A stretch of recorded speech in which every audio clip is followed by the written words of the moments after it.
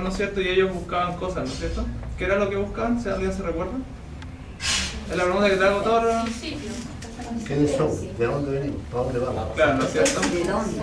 Sí, En términos sí. generales. Lo que ellos le llamaban el arjé. Y el cristianismo identificó al arjé con la persona de Jesús. En el Apocalipsis dice que cuando de Jesús, el principio, ¿no es cierto? El arjé, es decir, de él proviene todo. Y a Jesús lo vemos como creador, ¿no es cierto? También. Entonces, Jesús es el arjé que tanto buscaban los griegos. Bien, entonces, estos van a ser los últimos filósofos que vamos a ver griegos de este periodo. La filosofía griega se divide en tres partes: la presocrática, la clásica y la helénica. La presocrática es como hablar del antes y después de Cristo, ¿ya? En el fondo en la filosofía griega fue tan importante Sócrates que la filosofía antes de él se le llama presocrática, ¿ya? Y estos son filósofos presocráticos. Demócrito y Leucipo en particular se conocen como los filósofos atomistas. ¿Qué quiere decir eso? ¿Alguien le suena la palabra átomo? ¿En qué la han escuchado? Sí, en la clase. En las bombas, ¿ya? La dinamita, todos hemos escuchado hablar de los átomos, ¿no es cierto? Ellos en cierta medida fueron los primeros en establecer esto, aunque digamos su ciencia no es como la de hoy en día, es decir, nosotros ya tenemos muchos principios, ¿no es cierto?, que sabemos y sabemos mucho más de los átomos que ellos. Pero ellos decían entonces que todo estaba conformado por átomos, ¿ya? Que eran partículas. Átomo significa indivisible, y eran partículas diminutas, ¿ya? O sea, no las vemos, son indivisibles.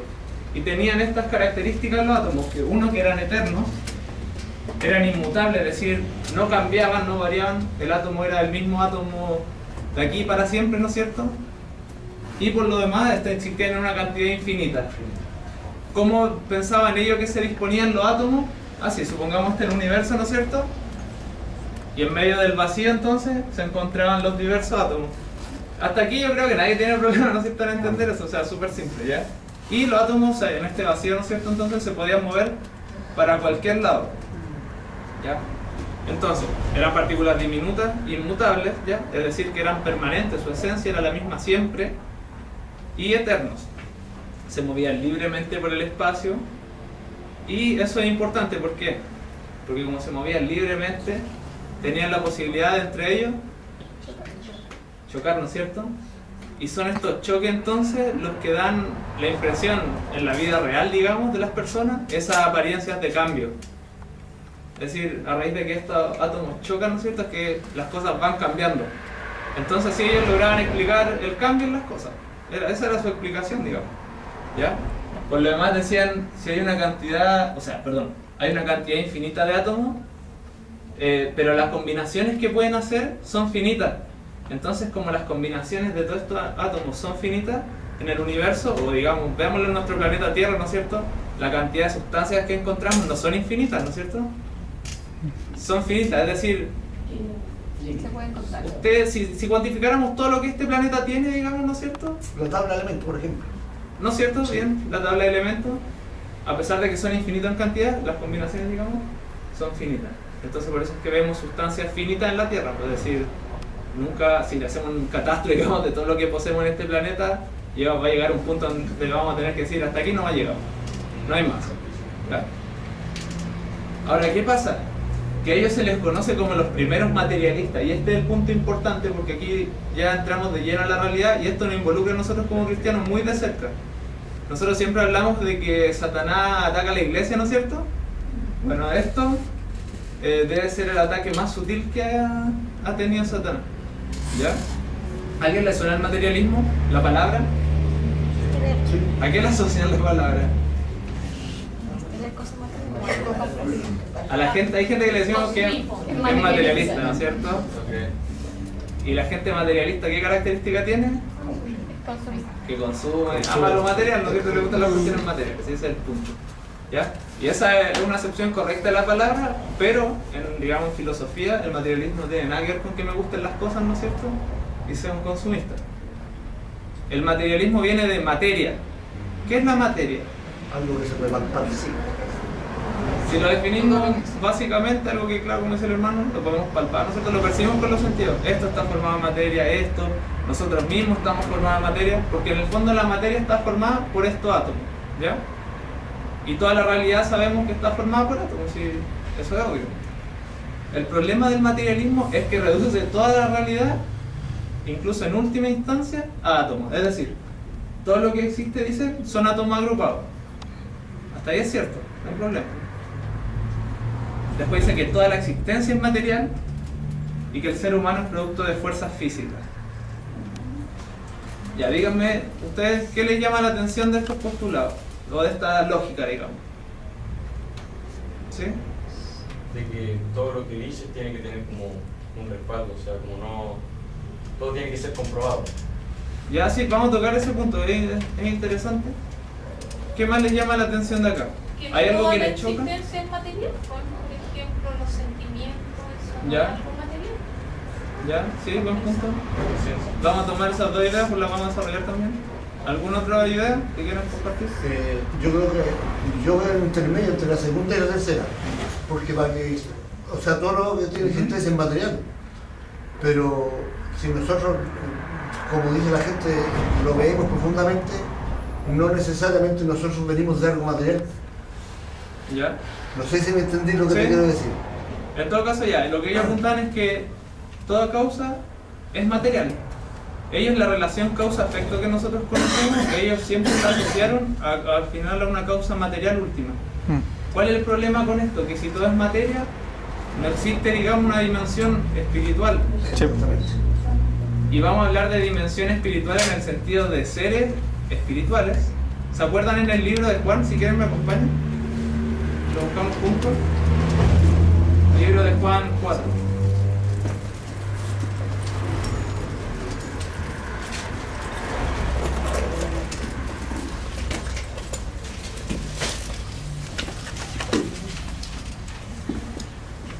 El punto para ello, mientras van al libro de Juan capítulo 4, es que las causas, ¿no es cierto? Al final todos nosotros somos simplemente resultado de fuerzas físicas.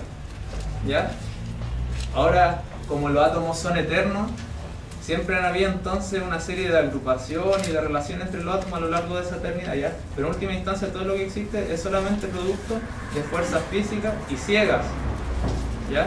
El problema con eso que es ciego es que lo que existe o llegar a existir, no hay propósito detrás de eso, pues. Es decir, es solamente el resultado de fuerzas que por azar hizo que chocaran los átomos y se formó todo. ¿Hay propósito en eso, en el azar? No hay propósito. El problema, vamos a ver cómo esto afecta la vida de las personas. Bien, libro de Juan 4. Y ahora voy a pedirle su ayuda porque hay un versículo que dice que Dios es espíritu. El 24. El 24, ya, gracias hermana. Dice, Dios es espíritu, y los que le adoran en espíritu y en verdad es necesario que le adoren. Dios es espíritu. Entonces, según esta lógica materialista, ¿puede haber un Dios si todo es materia? No. Lo contrario al materialismo se llama idealismo, que se acepta en el fondo la parte espiritual, digamos, ¿no es cierto?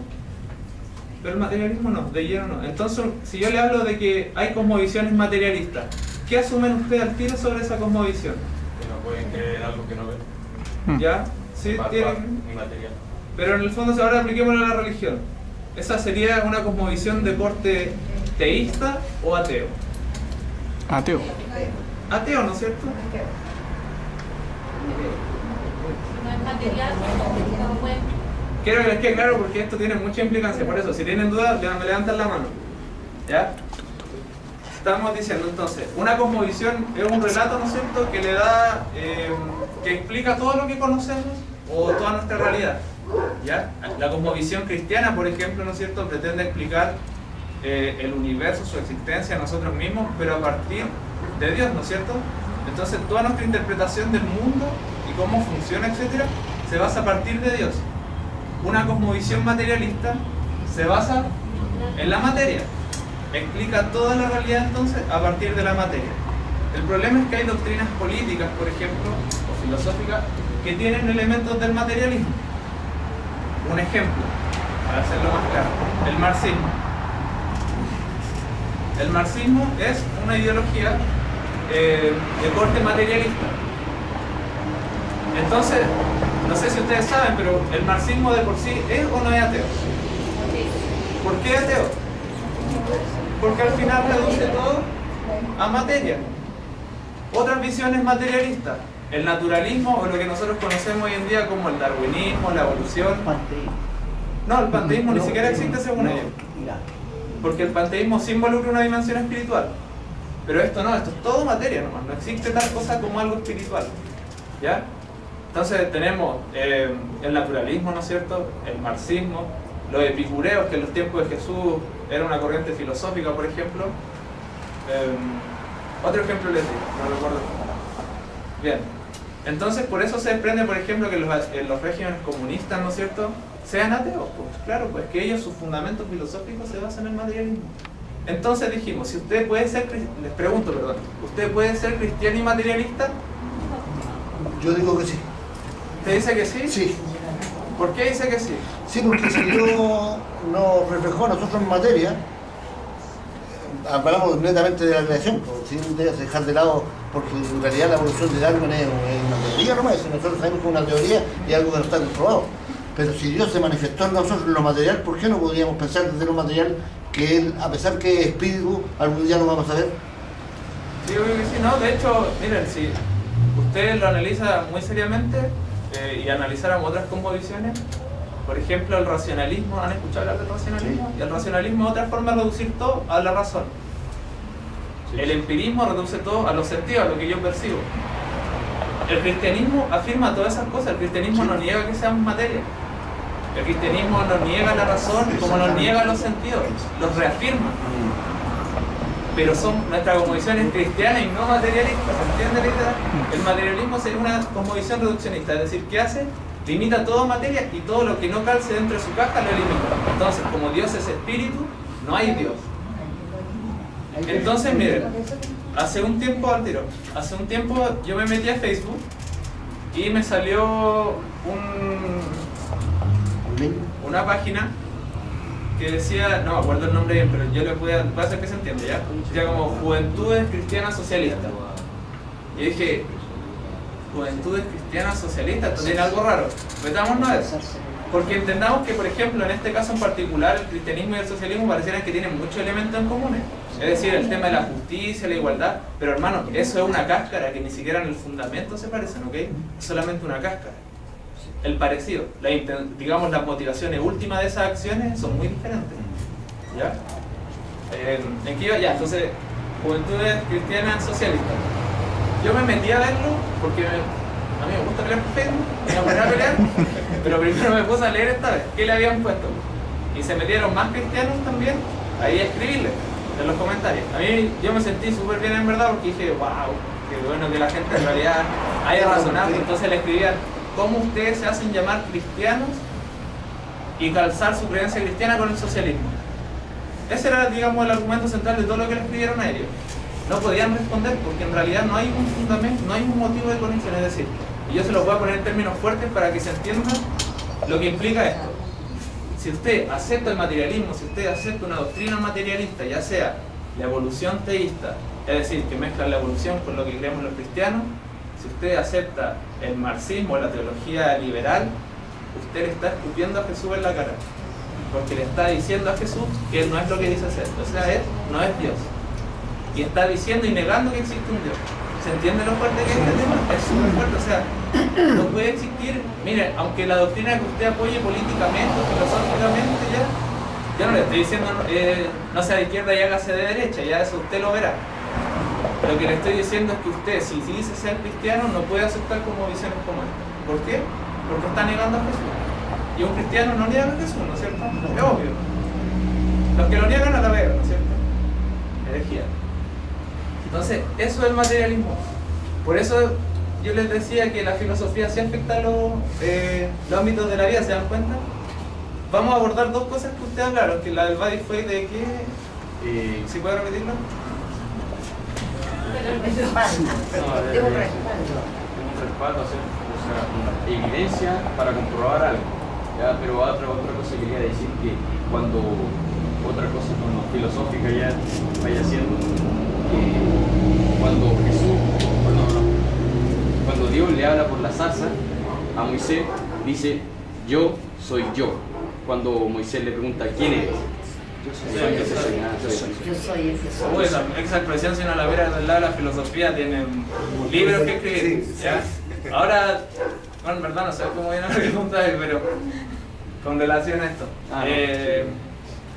Ya, porque no toda la existencia es material, por ejemplo, los pensamientos. Ya, sí, eso es un punto interesante. Miren, este es un consejo que a mí leí y que yo ahora lo ocupo para evaluar todas las filosofías, y es el sentido común.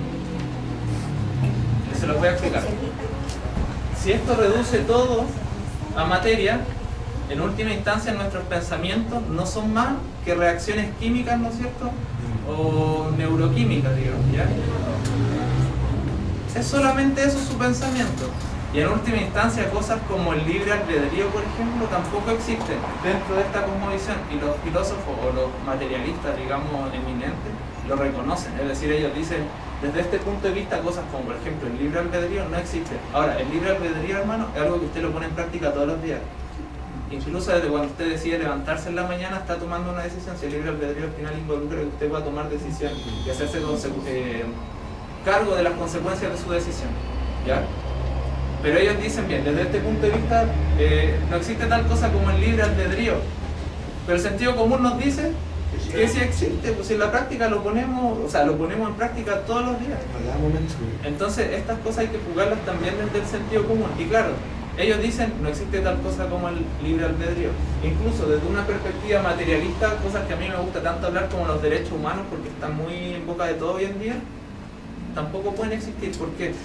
Porque si todo lo que existe es materia, ¿qué lo hace usted diferente de este atril? ¿Qué lo hace diferente de esa puerta, del perro de la esquina? Conciencia.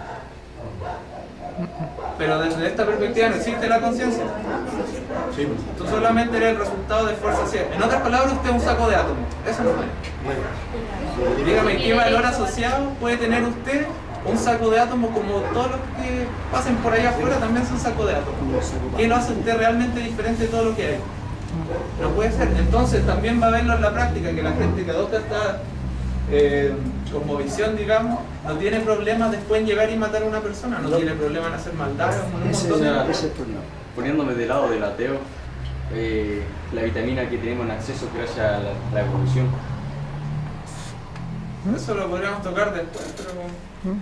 O sea, claro, si queréis verlo en términos de química, es que el materialismo nos reduce materia, átomos, química, asociada obviamente por los átomos.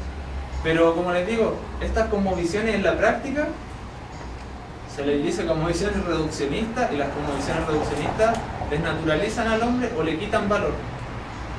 Y lo vemos en la práctica. Miren, ya sé que Hitler no fue la mejor persona del mundo y no lo voy a defender, no voy a hacer una apología de Hitler, pero el gobierno soviético y todo lo que se derivó de ello, ¿saben cuántas personas murieron?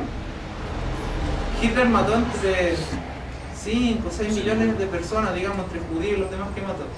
Pero los gobiernos de corte socialista que ustedes además vivieron en esa época, yo no la viví, pero ustedes yo sé que sí la vivieron. ¿Cuánta gente murió en esos gobiernos? Que a todo esto eran de materialistas. Y la Unión Soviética masiva. Sí, pero ¿alguien sabe más o menos una cifra? Bueno, es más grande las muertes que se causaron con respecto a esto que lo que mató a Hitler. Los soviéticos, Sí. que tenían una visión atea, materialista del mundo, mataron, bordeando los 200 millones de personas. En Rusia nomás, 60 y tantos, 70, lleguemos a los 80 millones de personas, de su propio pueblo. A sangre fría, sin ningún escrúpulo. ¿Por qué? Porque ellos en su visión no conciben que la persona tenga algo especial. Entonces si yo a usted le pego y le pego a un perro, es exactamente lo mismo. ¿Se entendió lo que es el materialismo? Sí. ¿Alguna duda después? Si quieren podemos conversarlo ya. Pero aquí yo les quería traer esto para que de verdad vean la filosofía aplicada en la vida real. ¿Ya? Y esto, entonces, el materialismo halla a sus padres en Demócrito y Leucipo. Es decir, por ellos podemos considerarlo unos verdaderos anticristos, ¿no es cierto? Si no hubieran nacido, probablemente el mundo hubiera sido mejor. Pero bueno, es lo que tenemos. Pregunta, ¿cómo